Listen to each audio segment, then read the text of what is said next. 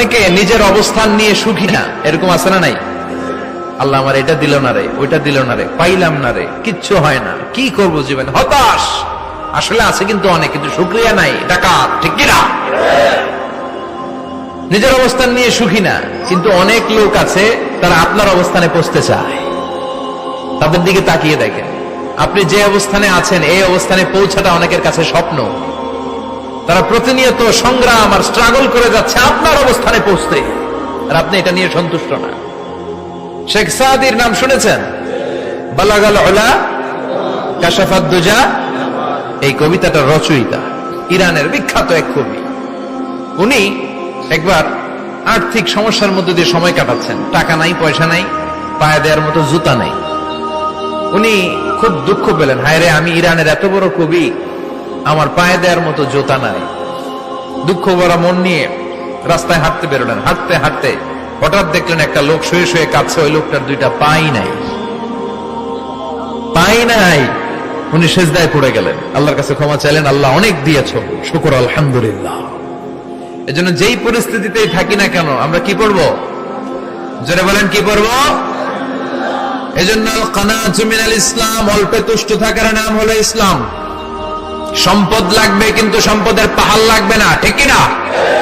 অল্প খান, অল্প পড়েন, অল্প জমান, অল্পের ভেতরে বরকত ঢুকাইয়া দিছে কে?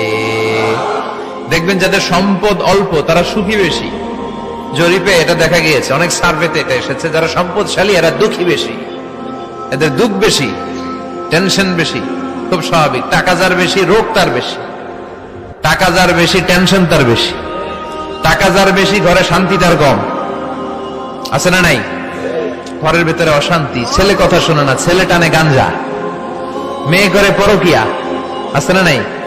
স্ত্রী কথা শোনে না, ভালোবাসা নাই, ঘরটা জাহান্নামের টুকরা। রোগ বালাই, এক একটা হসপিটাল বিল পরিশোধ করতে মাসে 5 লাখ 10 লাখ। আছে না নাই?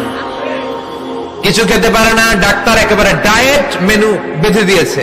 ডায়েট, ভেরি ডায়েট মেনু, এটা এটা এটা এটা কিছুই খাবেন না, শুধু গরু খাবেন না, খাসি খাবেন না, চিংড়ি খাবেন না, খালি ঘাস খাবেন, ইচ্ছে মতো ঘাস খাবেন, মানে ঘাস জাতীয় যত আইটেম আছে সব খাবেন, শাক খাবেন, সবজি খাবেন, সালাদ খাবেন। গরু, চিংড়ি, মুরগি, গোশত, ইলিশ কিছু খেতে পারে না। তাহলে রোগ বেশি, খাওয়ার মজা নাই, ঘরে সাংসারিক শান্তি নাই, খালি ব্যারাম আর ব্যারাম, ঠিক কিনা? কিন্তু সম্পদের পাহাড় ঘটেছে।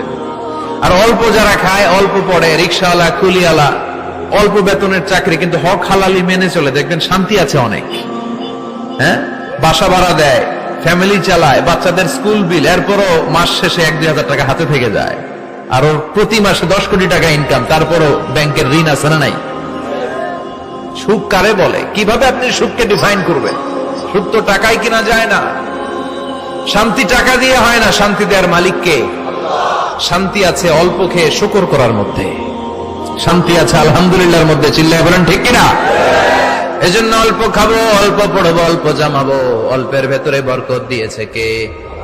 দেখেন, ধনী ভাইরা খেতে পারে না, কিন্তু রিক্সাওয়ালার কি সমস্যা হয়? রিক্সাওয়ালারা সব খেতে পারে। কুলিওয়ালা, দিন মজুর, এরা একেবারে স্লিম, সুঠাম দেহি, মেদহীন পেট, পেটে কোনো মেদ নাই, ভুড়ি নাই। আর কোটিপতিদের মেদ আছে না নাই? এত বড় বড় পেট, ঠিক কিনা? আমাদেরও পেট আছে, তবে হালাল পেট, এটা হারাম টাকা দিয়ে এই ভুড়ি বানাই নাই আমরা। ছেলে বলেন, ঠিক কিনা? রিক্সাওয়ালা, কুলিওয়ালা নিজেও নামাজ পড়ে, বউও নামাজ পড়ে, বাচ্চাটাও নামাজ পড়ে, রিক্সা চালায় আর জিকির করে লা ইলাহা